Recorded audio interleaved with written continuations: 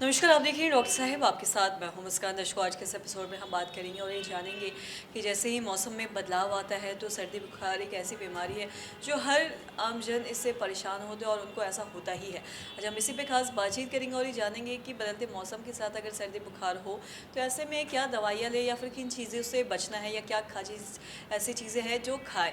इसी पे तमाम जानकारी लेने के लिए आज हमारे साथ मौजूद है बिहार के जाने माने डायबिटोलॉजिस्ट। सर नमस्कार, बहुत बहुत स्वागत है आपका। हाँ, thank you so much. Sir आपसे जानना चाहेंगे, हम देखते हैं जैसे भी मौसम में बदलाव आता है तो सर्दी बुखार एक ऐसी चीज़ है जो हर कोई इससे कहीं ना कहीं जूझता है या फिर सभी को होता ही है और ये वायरल भी है। अगर घर में किसी एक को हो तो बाकी मेंबर्स को भी होता ही है।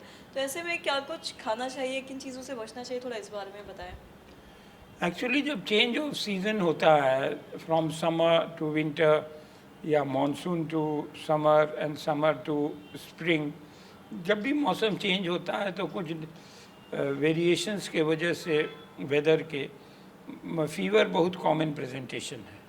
अब फीवर का तो कॉजेज़ बहुत है, मगर जनरली फीवर अगर एक दो दिन हुआ या शॉर्ट स्टे हुआ फीवर का, तो उसको इन्वेस्टिगेट ज़्यादा करने की ज़रूरत नहीं है, ट्रीटमेंट से ठीक हो जाता है।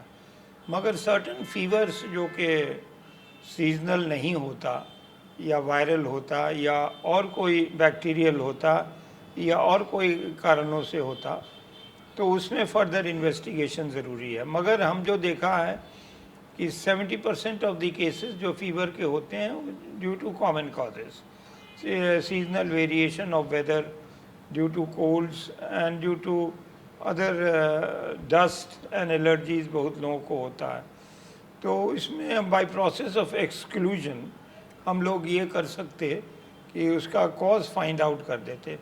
फर्स्ट हुआ जैसे कोई पेशेंट आया फीवर से 2 दिन का था, उसमें इन्वेस्टिगेशन की ज़रूरत नहीं है और उसके बाद से उसको सिम्टोमेटिक ट्रीटमेंट आप दीजिए और वो पेशेंट 90% चांसेस है रिकवर कर जाएगा।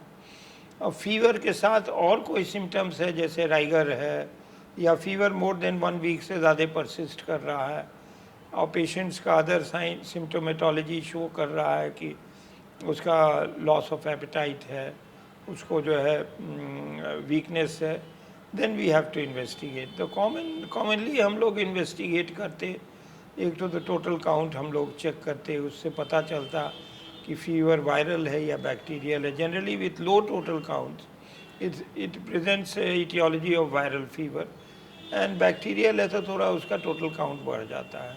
उसके बाद से हम लोग मलेरियल पैरासाइट्स, डेंगू और कोरोना, ये तीनों चीज़ को इन्वेस्टिगेट करते हैं कि वन ऑफ द कॉजेज़ ये तो नहीं है। और उसके बाद से अगर ये एक्सक्लूड हो गया तो ठीक है, नहीं एक्सक्लूड हुआ तो फर्दर हम लोग जाके इन्वेस्टिगेशन करते हैं to exclude many other causes, either due to urinary tract infection है या टीबी है या चेस्ट इन्फेक्शन है या निमोनिया है या any other cause which has not been identified. तो उसके लिए हम लोग फर्दर इन्वेस्टिगेशंस करते हैं and accordingly we treat the symptoms and treat the cause. If you treat the cause and the symptoms, he will be okay. But if you just treat the symptoms and the cause is not done, then it will show that there is something more to it, यानी उसको कुछ और भी चीज़ें हैं। तो उसके लिए हम लोगों को फर्दर इन्वेस्टिगेशन करना पड़ेगा। मगर 90% केसेस में इट्स अ कॉमन सिम्टोमेटोलॉजी और उसका कॉजेज़ भी कॉमन ही होता है unless otherwise.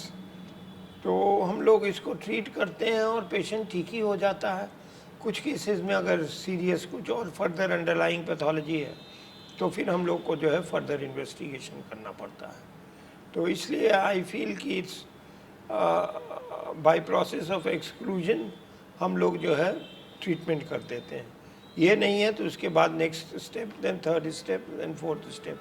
But as I am repeating, commonly the cause is very common, it can be due to any cause which is very common, और deeper roots में उसके जाने की उसी समय ज़रूरत पड़ती है जब उसका फीवर नहीं सबसाइड कर रहा है, सिम्टम्स नहीं सबसाइड कर रहा है, तब हम लोग को और चीज़ों को ध्यान देना पड़ता है। तो majority of the cases, as I said, is a common and simple fever which responds to treatment. And the rest, if still the patient not responding, तो further investigation करना होगा और symptomatic treatment in the meantime आप दे सकते हैं. So this is what I feel should be done. Sir बहुत बहुत शुक्रिया तमाम जानकारी देने के लिए। तो आशा करते हैं दर्शकों कि आप भी ये समझ पाए होंगे कि अगर वायरल आपको फीवर या बुखार होता है मौसम बदलाव के साथ, तो इसमें क्या चीज़ों का आपको ख्याल रखने की ज़रूरत है, किन चीज़ों से प्रिकॉशन लेने की ज़रूरत है, और जैसा कि डॉक्टर साहब ने चीज़ें बताई उन चीज़ों का क्या ख्याल रखना है। तो आशा करते हैं दर्शकों की जो तमाम जानकारी है आपकी लाभदायक रही है। तो आज की इस वीडियो में इतना ही। अगर आपने अब तक हमारे चैनल को सब्सक्राइब नहीं किया तो तुरंत कर लीजिए, साथ ही हमारे फेसबुक पेज को लाइक करें। वीडियो देखने के लिए आपका धन्यवाद।